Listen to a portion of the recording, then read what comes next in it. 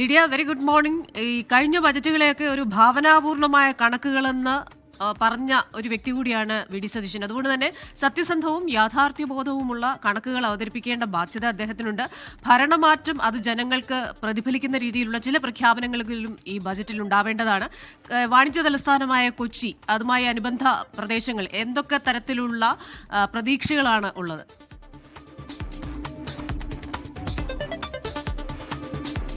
തീർച്ചയായും മധ്യ കേരളം മുഴുവനും വലിയ പ്രതീക്ഷയിലാണ് എന്നുള്ളതാണ്. പ്രത്യേകിച്ച് IT നഗരമായിട്ടുള്ള കൊച്ചി, വാണിജ്യ തലസ്ഥാനം എന്ന് പറയുന്ന കൊച്ചി എന്ന് പറയുന്നത് വലിയ പ്രതീക്ഷയിൽ തന്നെയാണ് ഉള്ളത് എന്നുള്ളതാണ്. ഈ IT നഗരത്തിന് കൂടുതൽ ഊന്നൽ നൽകിക്കൊണ്ടുള്ള AI സ്റ്റാർട്ടപ്പുകൾ അടക്കം ലക്ഷ്യം വെച്ചുകൊണ്ടുള്ള പുതിയ പദ്ധതികൾ, അതിനുള്ള ധനസഹായങ്ങൾ അടക്കം പ്രതീക്ഷിക്കുന്നുണ്ട് എന്നുള്ളതാണ് ഏറ്റവും പ്രധാനപ്പെട്ട കാര്യം. ഈ ഒരു IT വ്യവസായം മുതൽ കാർഷിക മേഖല വരെ തൊടുന്ന ഒരു ബജറ്റായിരിക്കും. അത്തരത്തിലുള്ള പ്രതീക്ഷകൾ ഉണ്ട് എന്നുള്ളതാണ്.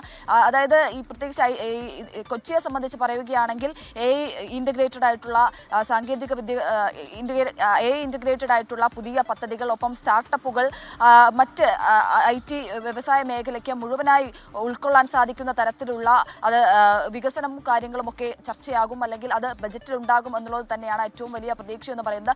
മറ്റൊരു പ്രധാനപ്പെട്ട കാര്യം ഈ IT നഗരത്തിന്റെ മെട്രോയുടെ 3ാം ഘട്ടമാണ്. അങ്കമാലി വരെയുള്ള മെട്രോയുടെ 3ാം ഘട്ടത്തിനുള്ള പദ്ധതി പ്രഖ്യാപനവും അല്ലെങ്കിൽ അതിനുള്ള ആദ്യഘട്ട നടപടികളും ഉണ്ടാകും ബജറ്റിൽ എന്നുള്ളത് കൂടി വലിയ പ്രതീക്ഷയാണ്. പ്രത്യേകിച്ച് നെടുമ്പാശ്ശേരിയെ തൊട്ടുകൊണ്ട് പോകുന്ന 3ാം ഘട്ട മെട്രോ എന്ന് പറയുന്നത് ആളുകൾക്ക് വലിയ പ്രതീക്ഷ കൂടിയാണ്. ആ ഒരു പ്രതീക്ഷ കൂടി ഈ പ്രാവശ്യത്തെ ബജറ്റിൽ വെച്ച് പുലർത്തുന്നുണ്ട്. പിന്നെ എല്ലാ ബജറ്റിലും നമ്മൾ പറയുന്ന ഏറ്റവും പ്രധാനപ്പെട്ട കാര്യം എന്ന് പറയുന്നത് ശബരി റെയിൽപാത തന്നെയാണ്. അതെങ്ങും എത്താതെ ഇങ്ങനെ നിൽക്കുകയാണ്. ഈ ഒരു ബജറ്റിൽ ആ ഒരു ശബരി റെയിൽപാതയ്ക്ക് ജീവൻ വെക്കാനുള്ള പദ്ധതികൾ ഉണ്ടാകും, അല്ലെങ്കിൽ അതിനുള്ള പ്രത്യേക പാക്കേജുകൾ അടക്കം പ്രഖ്യാപിക്കുമെന്ന് തന്നെയാണ് പ്രതീക്ഷിക്കുന്നത്. മറ്റൊരു പ്രധാനപ്പെട്ട കാര്യം ഈ തീരദേശ മേഖലയും മത്സ്യബന്ധന മേഖലയും തന്നെയാണ്.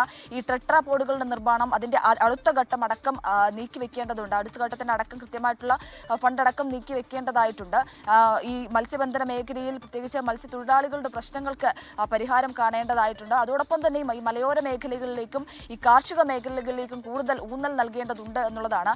ഈ വന്യജീവി ആക്രമണവും മറ്റ് പ്രശ്നങ്ങളും, കൃഷിനാശം അടക്കമുള്ള പ്രശ്നങ്ങളും വലിയ ബുദ്ധിമുട്ട് മലയോര ജനതയ്ക്ക് ഉണ്ടാക്കുന്നുണ്ട്. അതിൽ എന്തെങ്കിലും തരത്തിലുള്ള സ്പെഷ്യൽ പാക്കേജുകളോ കാര്യങ്ങളോ ഉണ്ടാകുമോ എന്നുള്ളത് കൂടി മലയോര ജനതയും ഉറ്റുനോക്കുന്നുണ്ട് എന്നുള്ളതാണ് ഏറ്റവും പ്രധാനപ്പെട്ട കാര്യം. ഈ ആലപ്പുഴയിലൊക്കെ വരികയാണെങ്കിൽ നെൽ കർഷകരുടെ പ്രതിസന്ധിയിൽ വലിയ പരിഹാരത്തിനുള്ള ഒരു പ്രതീക്ഷകളും കാര്യങ്ങളും ഒക്കെ മറ്റൊരു പ്രധാനപ്പെട്ട കാര്യം തന്നെയാണ്. അതിലൊരു പരിഹാരം ഉണ്ടാകുമോ എന്നുള്ളത് കൂടി ആളുകൾ ഉറ്റുനോക്കുന്ന ഒരു കാര്യം തന്നെയാണ്. ഏറ്റവും പ്രധാനപ്പെട്ട മറ്റൊരു കാര്യം എന്ന് പറയുന്നത് ഈ ടൂറിസം വികസനവുമായി ബന്ധപ്പെട്ട് തന്നെയാണ്. അത് കൊച്ചിയാണെങ്കിലും ഇടുക്കിയാണെങ്കിലും ടൂറിസം മേഖലയ്ക്ക് വലിയ പ്രാധാന്യം നൽകേണ്ടതുണ്ട് എന്നുള്ളതാണ്.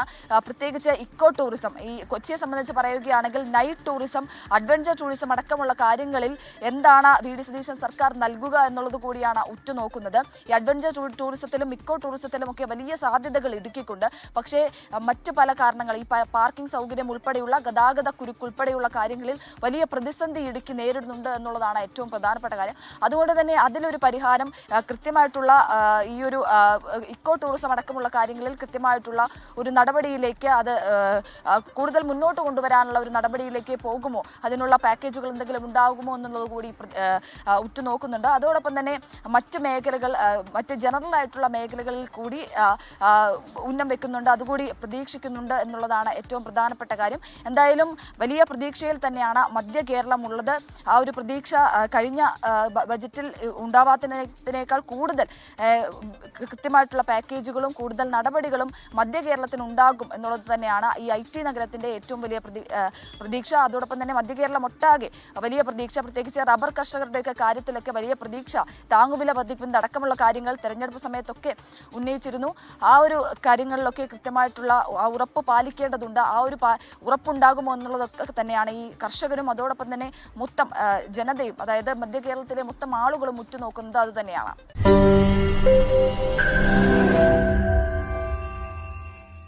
ലോകത്തെവിടെയായാലും ഏത് സമയത്തും 24 വാർത്തകളും ഓഗ്മെന്റഡ് റിയാലിറ്റി പാക്കേജുകളും എക്സ്പ്ലെയിനറുകളും വിശദമായി കാണാൻ ഞങ്ങളുടെ യൂട്യൂബ് ചാനൽ നിങ്ങൾക്ക് സബ്സ്ക്രൈബ് ചെയ്യാം.